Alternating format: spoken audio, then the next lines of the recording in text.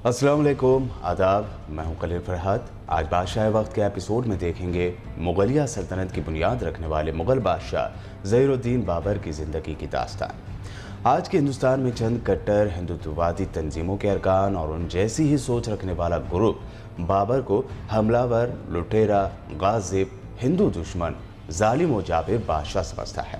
बात सिर्फ यहाँ तक महदूद नहीं, बल्कि हिंदुस्तान की बरसर इख्तिदार जमात सिर्फ बाबर ही नहीं, मुगलिया सल्तनत से मंसूब हर चीज़ के खिलाफ नजर आती है। आज से तकरीबन 500 साल से ज़ायद से पहले बाबर ने एक ऐसी सल्तनत की बुनियाद रखी थी जो अपने आप में बेनज़ीर है। उन्होंने हिंदुस्तान में एक ऐसी सल्तनत कायम की थी जिसके कब्ज़े में अपने उरूज के ज़माने में दुनिया की 1/4 से ज़्यादा दौलत थी और जिसका रक़बा तकरीबन पूरे बर्रे सग़ीर बशमूल अफ़ग़ानिस्तान पर मुहित था। ज़हीरुद्दीन बाबर 6 मुहर्रम 888 मुताबिक 14 फरवरी 1483 को पैदा हुए। मुफ्ती इंतज़ामुल्लाह शहाबी अकबर आबादी के मुताबिक बाबर का असली नाम ज़हीरुद्दीन था, लेकिन उन्हें बाबर यानी शेर कहते थे। ख़ानी ख़ान निज़ामुल मुल्क ने अपनी किताब में लिखा है कि बाबर का नाम मिर्ज़ा मोहम्मद बाबर था। जब उन्होंने अपने वालिद की वफ़ात के बाद फ़रगाना की हुकूमत संभाली तो ज़हीरुद्दीन मोहम्मद बाबर बादशाह के लक़ब से तख्त नशीन हुए। बाबर के वालिद का नाम उमर शेख मिर्ज़ा और वालिदा का नाम कुतलुक निगार ख़ानम या महर निगार ख़ानम था, जो चंगेज़ ख़ान की नस्ल से थी। बाबर का सिलसिला नस्ब वालिद की जानिब से तैमूरी यानी चुग़ताई सल्तनत के बानी अमीर तैमूर से 5वीं पुश्त में जा मिलता है। बाबर का सिलसिला नस्ब वालिदा की जानिब से चंगेज़ ख़ान से 15वीं पुश्त में जाकर मिलता है। बाबर के वालिद उमर शेख मिर्ज़ा से पहले चुग़ताइयों यानी अमीर तैमूर की नस्ल और मंगोलों चंगेज़ ख़ान की नस्ल के दरमियान तवील अरसे से कशाकश या जद्दोजहद चली आ रही थी, लेकिन बाबर के दादा अमीर तैमूर के परपोते अबू सईद मिर्ज़ा ने इस जद्दोजहद का खात्मा करके आपसी रवाबित को नए दौर में उन्होंने बुनियाद डाली। उन्होंने चुग़ताई ख़ानदान के फरमारवा यूनुस खान जो ताशकंद पर हुकूमत कर रहे थे उनकी तरफ दोस्ती का हाथ बढ़ाया था। दोनों ख़ानदानों ने देरीना दुश्मनी और रंजिशों को भुला दिया, यहाँ तक कि यूनुस खान ने अपनी 3 बेटियों की शादियाँ अबू सईद मिर्ज़ा के तीनों बेटों से करा दी। इन 3 बेटों में से एक उमर शेख मिर्ज़ा थे जिनकी शादी कुतलुक निगार ख़ानम या महर निगार ख़ानम से हुई। इन्हीं खातून ने बाबर नाम के उस बच्चे को जन्म दिया जिसने बड़े होकर बर्रे सग़ीर पाक व हिंद में मुग़लिया सल्तनत की बुनियाद डाली। बाबर इस लिहाज से बड़े खुशकिस्मत थे कि वालिद और वालिदा दोनों की तरफ से उन्हें भरपूर इल्मी सरपरस्ती मैसर आई थी। वालिद उमर शेख मिर्ज़ा भी अपने आबा व अजदाद और ख़ानदान के दीगर बुज़ुर्गों की तरह इल्म दोस्त इंसान थे। खुद बाबर ने अपने वालिद के बारे में लिखा है कि वो 5 वक्त की नमाज पढ़ते थे, बेशतर वक्त कुरान पाक का मुताला करते थे। बाबर की वालिदा कुतलुक निगार ख़ानम भी एक ज़हीन और काबिल खातून थी। बाबर के वालिद उमर शेख मिर्ज़ा ने उनसे शादी इसी वजह से की थी कि कुतलुक निगार ख़ानम के वालिद यूनुस खान एक बाकमाल और ज़ी इल्म इंसान थे। इससे ज़ाहिर होता है कि बाबर वालिद और वालिदा दोनों जानिब से एक इल्मी खानवादे से ताल्लुक़ रखते थे। यही वजह है कि बाबर की तालीम और तरबियत पर इब्तिदा ही से ख़ास तवज्जो दी गई। खुद बाबर भी बेहद ज़हीन और ज़ेरिक इंसान थे। उनके बचपन से जवानी तक मशहूर असातिज़ा ने उनको खुसूसी तरबियत दी। बाबर ने होश संभाला तो समरकंद, फ़रगाना, ख़रासान और खुसूसन हरात उलूम व फ़नून के बेमिसाल सेंटर्स बन चुके थे। 5 साल की उम्र में बाबर को समरकंद भेज दिया गया था, जहाँ वो 6 सालों तक तालीम हासिल करते रहे। बाबर के वालिद फ़रगाना और अंदिजान पर हुक्मरान थे। 879 हिजरी मुताबिक 1494 ईस्वी में वो एक हादसे का शिकार होकर वफ़ात पा गए। उनकी वफ़ात के बाद बाबर ने रमज़ानुल मुबारक 899 हिजरी मुताबिक जून 1494 में उमरा की ताईद से फ़रगाना की हुकूमत सिर्फ 12 साल की उम्र में संभाली। बाबर के मामू सुल्तान महमूद मिर्ज़ा ने हिसार के इलाके से और चचा सुल्तान अहमद मिर्ज़ा ने समरकंद से पेशकदमी करते हुए सल्तनत पर कब्जा करना चाहा। तब ऐसे में मजबूरन बाबर को अंदिजान जाना पड़ा। उस वक्त बाबर समेत कई उमरा व हाकिमों पर उज़्बेकिस्तान का जालिम हाकिम शिबानी खान का बड़ा खतरा था। उसने कई इलाकों पर कंट्रोल हासिल कर लिया था और समरकंद पर उसकी नज़र थी। ऐसे में शिबानी खान ने रमज़ान 906 हिजरी मुताबिक मार्च अप्रैल 1501 में बाबर को शिकस्त दी। بابر کو سمرقند چھوڑنا پڑا، جس کے بعد بابر پر مصیبتوں کے پہاڑ ٹوٹ پڑے۔ بابر اپنے مٹھی بھر ساتھیوں کے ہمراہ سخت اور ہوشیار کے خانہ بدوش کے پاس پناہ گزین رہے۔ فوج نے بھی ان کا ساتھ چھوڑ دیا تھا۔ آخر بابر نے فیصلہ کیا کہ انہیں کسی ایسے علاقے کا رخ کرنا چاہیے جس میں شیبانی جیسے ازبک حکمرانوں کو دلچسپی نہ ہو۔ چنانچہ انہوں نے کابل کا رخ کیا، جو آج افغانستان کی راجدھانی ہے۔ کابل جاتے ہوئے انہوں نے بدخشاں پر قبضہ کیا۔ کابل پر بابر کے چاچا الغ بیگ مرزا کے ایک داماد محمد مقیم کی حکومت تھی۔ بابر کی آمد پر وہ قلعہ بند ہو گئے، لیکن چند دن میں ہتھیار ڈال دیے۔ بابر نے اس شہر کی حکومت سنبھالنے کے بعد شہر کو بڑی ترقی دی، یہاں باغات لگوائے، تعمیرات کروائیں اور نظم و نسق یعنی لا اینڈ آرڈر پر توجہ دی۔ بابر نے پناہ گزین کے طور پر رہتے ہوئے ہی مقامی قبائلی خاتون سے پہلی شادی کی۔ 911 ہجری مطابق 1505 میں بابر کی والدہ قتلغ نگار خانم کا انتقال ہو گیا۔ اس کے 2 سال بعد 913 ہجری مطابق 1507 میں بابر کے بیٹے ہمایوں کی ولادت ہوئی۔ ادھر شیبانی خان نے فارس کی صفوی حکومت کے بادشاہ اسماعیل صفوی کی سرحدوں پر چڑھائی کر دی تھی۔ اسماعیل صفوی نے جوابی کارروائی کی، ہرات کو فتح کر لیا۔ اسی زمانے میں بابر نے بدخشاں پر دوبارہ فوج کشی کی، جہاں ازبک قابض ہو گئے تھے۔ بدخشاں فتح کرنے کے بعد بابر نے حصار، قندوز اور بغلاد پر قبضہ کیا اور پھر بخارا پر بھی تیموری پرچم لہرا دیا۔ فارس کی صفوی حکومت کے فوج کے ساتھ لڑائی کے دوران ہی شیبانی بھی مارا گیا۔ اسی زمانے میں اس کے وقت کے ہندوستان، جس میں آج کے ہند، پاک، بنگلہ دیش و افغانستان کا بیشتر علاقہ آتا ہے، وہاں سے خبریں آنے لگی کہ ہند کے فرما روا سکندر لودھی کا انتقال ہو چکا ہے۔ ان کی جگہ ابراہیم لودھی کی حکومت قائم ہو گئی اور امراء کے درمیان آئے دن جھگڑے ہو رہے ہیں۔ وقت بھی باہیں پھیلائے بابر کو ہندوستان پر حکومت کرنے کی دعوت دے چکا تھا، اور پھر لڑی گئی پانی پت کی پہلی تاریخی جنگ، جس نے بابر کے لیے ہندوستان کے دروازے کھول دیے۔ مغل بادشاہ ظہیر الدین بابر اور سلطان ابراہیم لودھی شاہ دہلی کے درمیان 1526 میں پانی پت کے میدان میں لڑائی ہوئی۔ سلطان ابراہیم لودھی کی فوج 1,00,000 جوانوں پر مشتمل تھی اور بابر کے ساتھ صرف 12,000 آدمی تھے، مگر بابر خود ایک تجربہ کار سپہ سالار اور فن حرب سے اچھی طرح واقف تھے، یعنی جنگی فن سے اچھی طرح وہ واقف تھے۔ سلطان ابراہیم لودھی کی فوج نے زبردست مقابلہ کیا، مگر شکست کھائے۔ سلطان ابراہیم لودھی اپنے عمرہ اور فوج میں مقبول نہیں تھے۔ وہ ایک شکی مزاج انسان سمجھے جاتے تھے۔ لاتعداد عمرہ ان کے ہاتھوں قتل ہو چکے تھے۔ یہی وجہ ہے کہ دولت خان لودھی حاکم پنجاب نے بابر کو ہندوستان پر حملہ کرنے کی دعوت دی تھی اور مالی و فوجی مدد کا یقین بھی دلایا تھا۔ بابر اور ابراہیم لودھی کا آمنا سامنا ہوا تو لودھی فوج بہت جلد تتر بتر ہو گئے۔ سلطان ابراہیم لودھی مارا گیا اور بابر فاتح رہے۔ پانی پت کی جنگ میں فتح پانے کے بعد بابر نے ہندوستان میں مغلیہ سلطنت کی بنیاد رکھی۔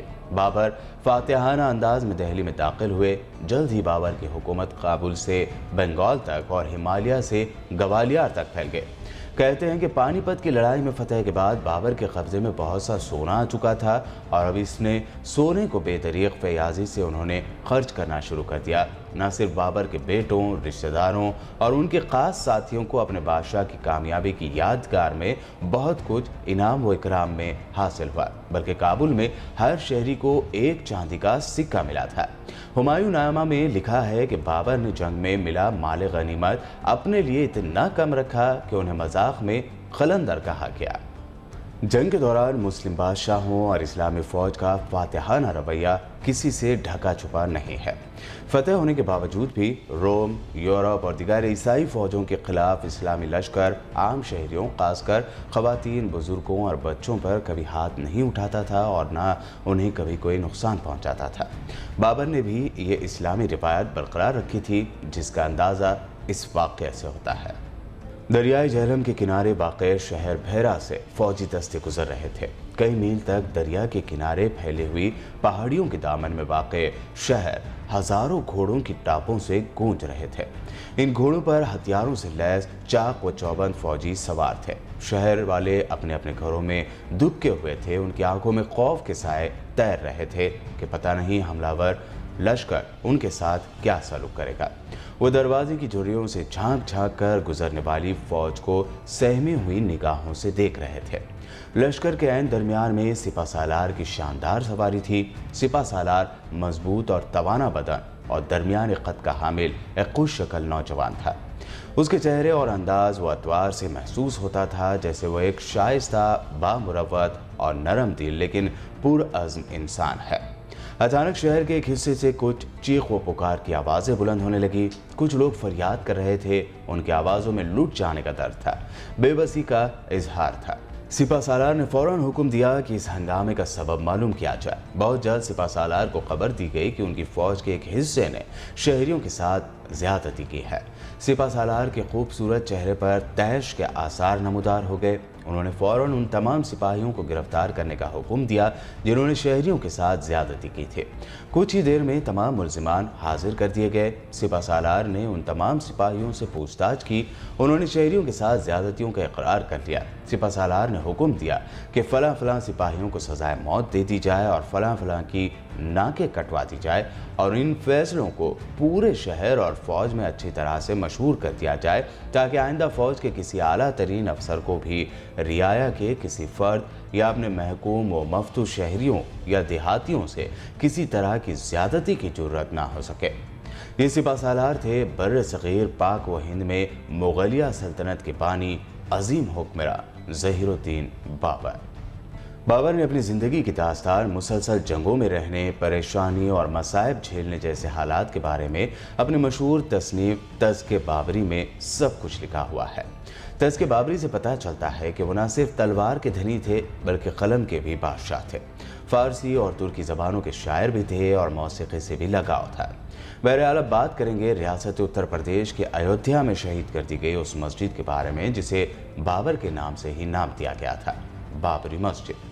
کیا واقعی یہاں مندر کو توڑ کر مسجد بنائی گئی تھی؟ کیا واقعی بابر گو کشی کے حامی تھے؟ کیا وہ دوسرے مذہبوں کے ان کے عقیدوں کی بالکل پرواہ نہیں کرتے تھے؟ ان سارے سوالوں کا جواب ملتا ہے ظہیر الدین بابر کی وصیت سے۔ ظہیر الدین بابر کو لے کر بی بی سی لندن کے ایک آرٹیکل میں دلی یونیورسٹی کے ہسٹری ڈپارٹمنٹ میں اسسٹنٹ پروفیسر سیف الدین احمد کے حوالے سے کہا گیا ہے کہ ہسٹورین اور سیاسی ایکسپرٹس نے اکثر بادشاہ اکبر اور اشوک دا گریٹ کو ایک مضبوط حکمراں کی نظر سے دیکھا اور اس کی اہمیت کو اجاگر کیا ہے۔ یہ دونوں شخصیات ہندوستان کی طویل ترین تاریخ میں سلطنت سازی کے ماہر مانے جاتے ہیں، جبکہ بادشاہ بابر کو ایودھیا میں مندر توڑ کر مسجد کی تعمیر کرنے کے لیے بدنام کیا جاتا رہا۔ پروفیسر سیف الدین احمد کہتے ہیں کہ بابر کا وصیت نامہ جو انہوں نے اپنے بیٹے اور جانشین ہمایوں کے لیے تیار کیا تھا وہ اس سیاسی نظریے کی یعنی پولیٹیکل آئیڈیالوجی کی عمدہ مثال ہے جس کی شروعات خراسان میں ہوئے۔ بابر نے کئی ایسے موضوعات کی طرف اشارہ کیا ہے جسے آج کی پولیٹیکل پارٹیز بالکل نظر انداز کر دیتی ہیں یا اسے خاطر میں لانے میں بھید بھاؤ کرتی ہیں۔ بابر کو ہندوستان میں بہت عرصے رہنے کا موقع نہیں ملا لیکن اپنی فطری ذہانت سے انہوں نے جلد ہی یہاں کی خصوصیت اختیار کر لی۔ بابر نے ہمایوں کے لیے جو وصیت لکھی اس سے ان کی انصاف پسندی اور مدبرانہ قابلیت کا پتہ چلتا ہے۔ بابر نے اپنے وصیت نامے میں لکھا کہ فرزند من، پہلا یہ کہ مذہب کے نام پر سیاست مت کرو کہ تم مذہبی تعصب کو اپنے دل میں ہرگز جگہ نہ دو اور لوگوں کے مذہبی جذبات اور مذہبی رسومات کا خاص خیال رکھتے ہوئے سب لوگوں کے ساتھ پورا انصاف کرنا۔ پروفیسر سیف الدین احمد نے کہا کہ بابر کا یہی نظریہ تو آج سیکولرزم کہلاتا ہے۔ انہوں نے مزید کہا کہ بابر نے قومی تعلقات کے نظریے میں کشیدگی نہ پیدا کرنے کی تلقین کرتے ہوئے لکھا کہ گو کشی سے بالخصوص پرہیز کرو تاکہ اس سے تمہیں لوگوں کے دل میں جگہ ملے اور اس طرح وہ احسان اور شکریہ کی زنجیر سے تمہارے تابع ہو جائیں۔ سیف الدین احمد کے مطابق بابر نے تیسری بات یہ کہی کہ تمہیں کسی قوم کی عبادت کا مسمار یعنی توڑنا نہیں چاہیے اور ہمیشہ پورا انصاف کرنا تاکہ بادشاہ اور رعایا کے تعلقات دوستانہ ہوں اور ملک میں امن و امان ہو۔ اپنی وصیت میں ظہیر الدین بابر نے چوتھی بات یہ کہی کہ اسلام کی اشاعت یعنی اسلام کے پھیلنے کے لیے ظلم و ستم کے تلوار کے مقابلے میں لطف و احسان کی تلوار سے بہتر ہوگی۔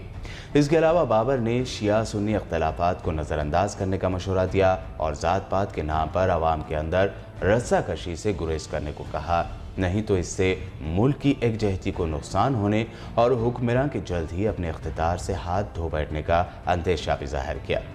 प्रोफेसर सैफुद्दीन के मुताबिक बाबर ने यह भी कहा कि अपनी रियाया की मुख्तलिफ खसूसियात को साल के मुख्तलिफ मौसम की तरह समझो ताकि हुकूमत और आवाम मुख्तलिफ बीमारियों और कमज़ोरियों से बच सकें। हकीकत यह है कि बाबर का दिल हिंदुस्तान की तरह बहुत बड़ा था और वो मुसलसल जद्दोजहद करने में यकीन रखते थे। बाबर की ज़िंदगी में मज़हब का बहुत दखल था। कहा यह भी जाता है कि वो नजूमियों और सितारा शनासों से अहवाल दरियाफ्त करते थे, लेकिन तोहम परस्ती से दूर थे। खुद ज़हीरुद्दीन बाबर की मौत अपने आप में एक बहुत बड़ा रूहानी वाक़या माना जाता है। बाबर की बेटी गुलबदन बानो ने बाबर की मौत के बारे में बड़ी तफसील से बयान किया है कि किस तरह हुमायूं की हालत ख़राब होती जा रही थी तो बाबर ने उनकी चारपाई के गिर्द चक्कर काटे और दुआ मांगी। वो लिखते हैं कि हमारे यहाँ ऐसा होता था, लेकिन बाबा जानम ने तो अपनी जान के बदले हुमायूं की जान मांग ली थी। चुनांचे ये हुआ कि हुमायूं अच्छे होते गए और बाबर बीमार, और इसी हालत में 26 दिसंबर 1530 को अजीम फातेह ज़हीरुद्दीन बाबर ने दुनिया को अलविदा कहा और अपने पीछे बेशुमार सवालात छोड़ गए।